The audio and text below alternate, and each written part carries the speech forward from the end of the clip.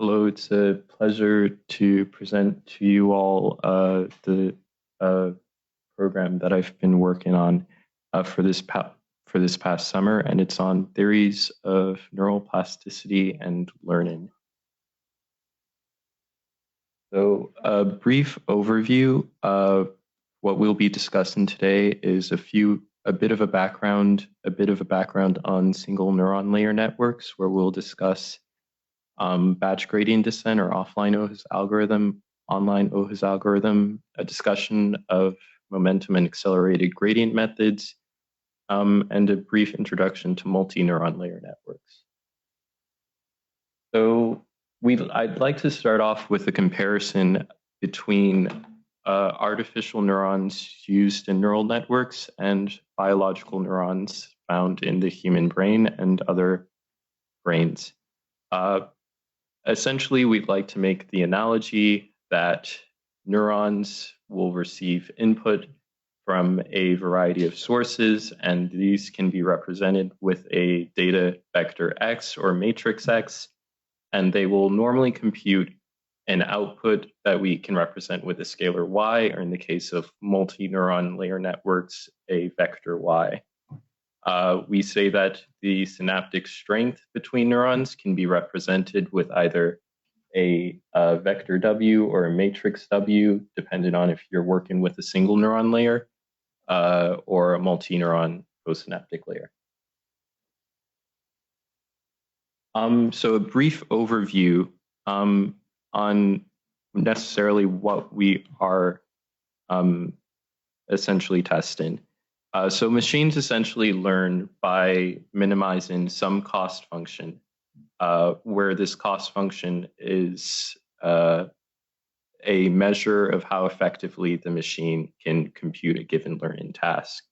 And one way it minimizes this cost function is adjusting a variety of parameters using a method called gradient descent. And in gradient descent, we essentially take move in the opposite direction of our computed gradient, and we can adjust how fastly we do that using what's called a learning rate.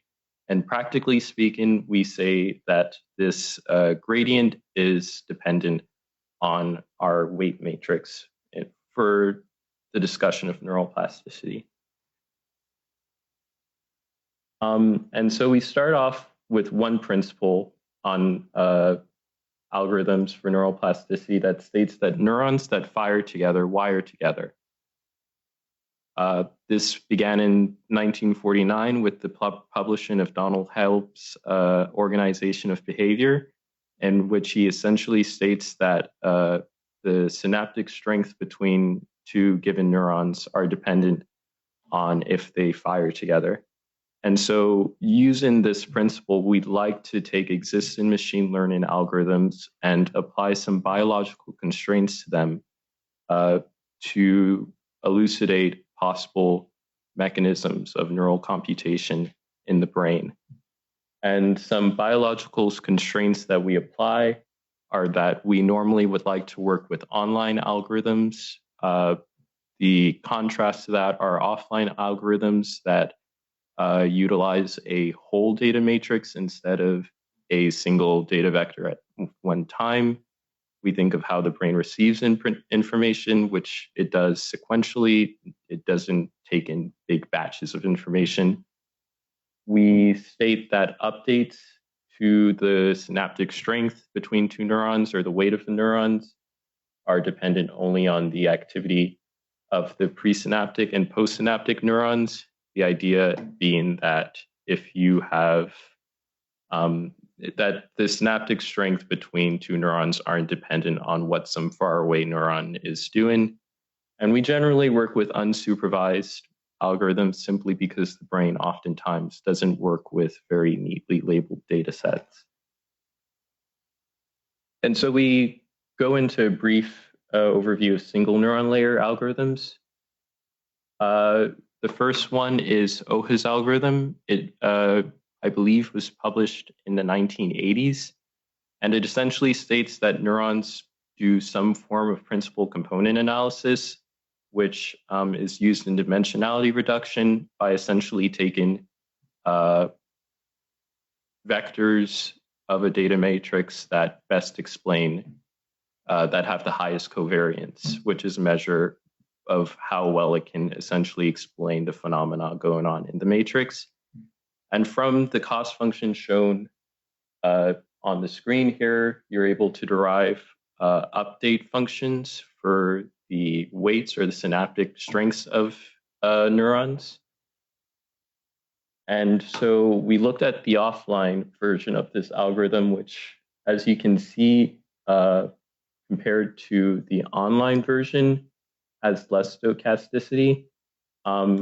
This version here is, as we said, not very biologically plausible because it's an offline algorithm and we don't believe the brain works in batches. Whereas here, it is an online algorithm, but we notice that it has more stochasticity and it takes in, like we said, one data input at a time. You'll see that the difference between the two plots is one of big eta, so it moves very, it makes decisions very quickly, versus here with small eta, so the model learns relatively slowly. And we'd like to do a brief discussion of momentum and accelerated gradient methods, where these are essentially additive terms you can use in your model to make it reach its optimal solution relatively faster or with more stability. And so we discuss the momentum term, which essentially adds to a given weight update the result of the previous update scaled by some scalar between 0 and 1, commonly 0.9, and accelerated gradient, which essentially the weight update is computed at a position that should be somewhere in the future. So it sort of predicts the gradient at a position where it predicts it will be next. And we can see the performance of all of these algorithms. The online algorithm is shown above, and we'll see that compared to its non-momentum or non-accelerated gradient methods, it performs very well in terms of reaching a relatively low error sooner. And for the offline version, we see similar behavior. And so we move on to multi-neuron layer algorithms. And the first thing I'd like to discuss is similarity matching, which is normally used in a data analysis technique called multidimensional scaling. And the idea is that, like OHA's algorithm, it performs principal component analysis or dimensionality reduction up to a rotation, which essentially means that if you rotated your principal components, they will be as if you had computed regular principal component analysis. And so this is the associated cost function. From this cost function, we can derive our update terms. And our update terms, we notice that we have two, where we introduce the M matrix, which essentially explains lateral connections between neurons in the same layer. And like beforehand, we test our algorithm in the offline setting and notice decreased stochasticity. If you're interested, we have the exact algorithm used here right below the text. Same with the online similarity matching, and we notice the increased stochasticity, and we see that as before, the momentum method performs better than the non-momentum method, and the Nestor's accelerated gradient performs the best, as to be expected. And so we'd actually never, my researcher had never encountered similarity matching with these additional terms. And so one of the things we were responsible for was hyperparameter optimization, particularly for the gammas, which are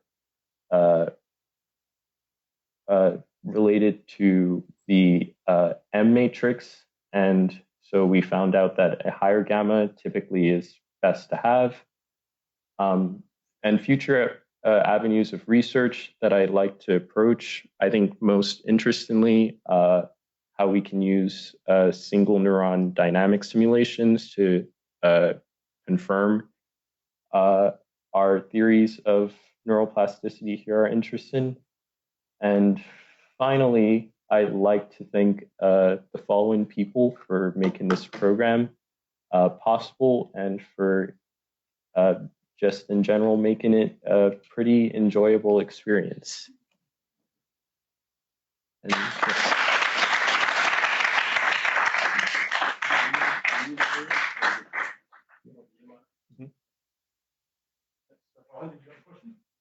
yes. Use your seat mic, please. Oh, your seat mic? It's the black button.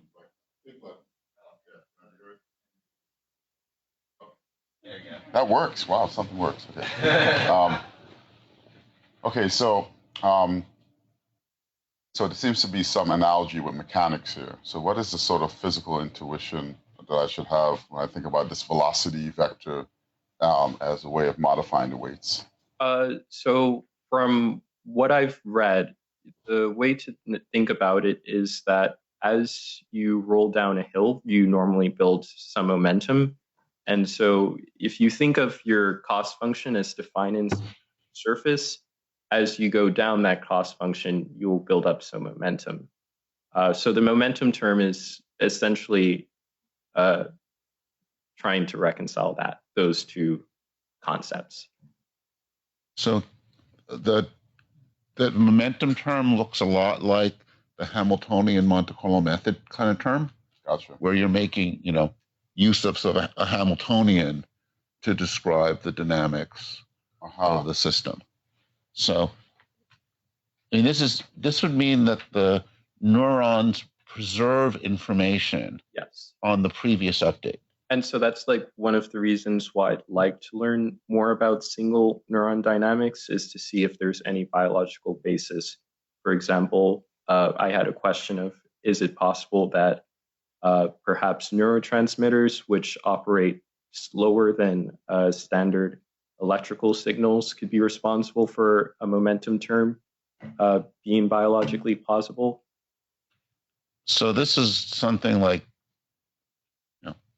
my knowledge of neuroscience is very small, but I do know that there are signals transmitted, like there are calcium transmitters, and I think silicon transmitters. Yes, sodium, calcium, like pumps and ions. Right, the pumps with different time scales. Yes.